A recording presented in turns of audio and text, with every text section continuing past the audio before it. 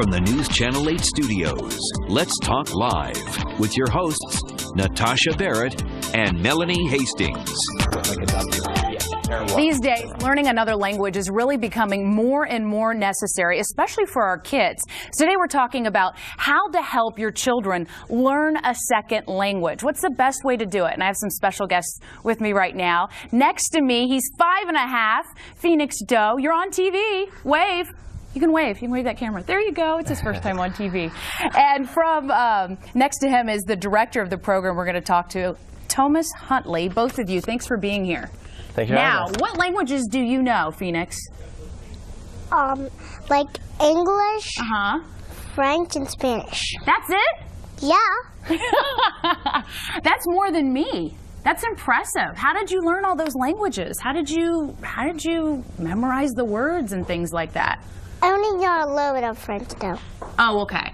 But that's still more than a lot of other people. That's pretty cool. Can you talk to me in a different language? Like which one? Pick. What's your favorite? Spanish. Okay, tell me something. Hola. Hola.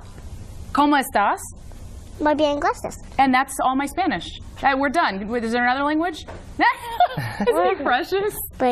You know, Tomas, when we're talking about kids this young, you always hear that's the time to learn another language because, you know, our minds at that age can really handle it. We're not trained and closed off to other things. And you really see it with Phoenix. Absolutely right. We have a natural ability to learn any language from birth.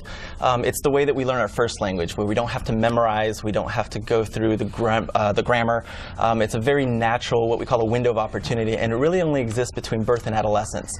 So at Languagestars, we take advantage of that by putting these kids in a full immersion environment with native-speaking teachers, and we engage them through really exciting games and activities to give them an opportunity to participate in the language, engage in what we're doing, and have fun all along. Yeah, it's fun for them. I guess when you get older, you think, oh gosh.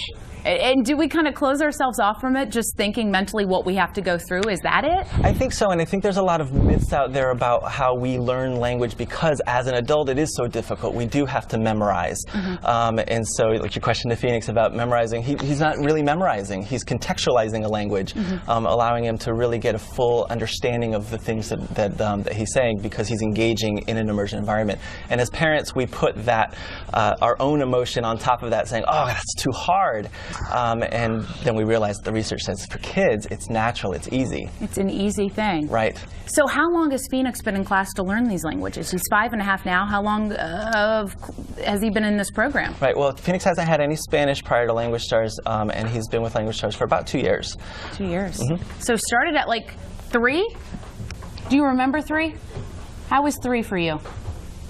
It's all right? Yeah, all right. It was all right. You like 5.5 better? Yes. Yes. Of course. What do you mean? He said, of course. What do you mean? So what do you do in class, in your language classes?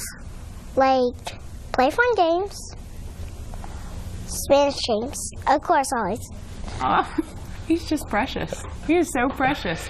How long for a child that's, you know, Phoenix is 5.5 right now. He started at 3. He's learning these languages.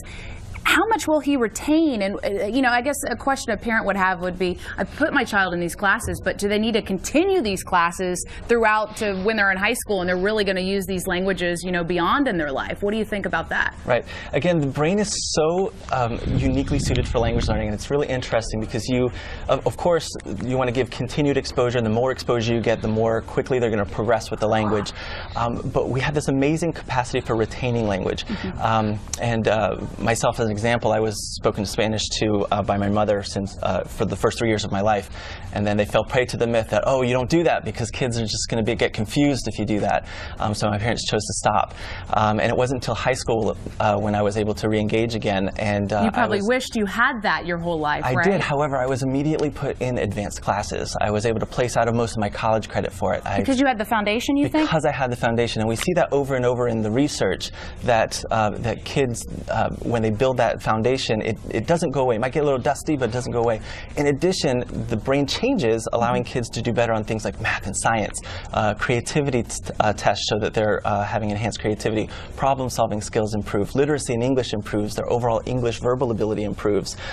Very important stuff. Right. So even if they never get to a point of proficiency, what the brain does in processing the new language information makes them better learners, makes them a smarter That's great child. to hear. That's great. And starting early is the biggest thing, which is evident here with Phoenix. Now, Phoenix, I hear you guys have a game you're going to show me. Is this right? Is there a game? Yeah. Okay, what's this game called? Does it have a name? We're just going to play with our monstruo, right? Let's just play. Show me what you got. Show me what's in your magic bag. Primero, vamos a cantar, sí. Vamos a cantar. La, la, la, la, la. La.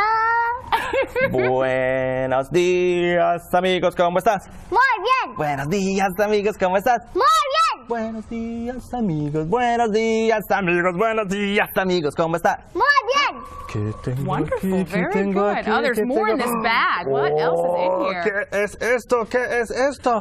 Phoenix, ¿qué es? Una monstruo. Un monstruo. Un monstruo. Un monstruo. Y... Monstruo. Hola, Phoenix. Hola, monstruo. Pregúntale, ¿cómo está? ¿Cómo estás, monstruo? ¡Achú! ¡Oh, no! ¡Ay, muy mal! ¡Ay, monstruo, pobrecito! ¿Qué necesita el monstruo? ¿Qué necesita? Orejas. ¿Orejas? El monstruo. It's perfect. You can really see through these Necesita orejas. games how he's learning different things that are essential. Necesita.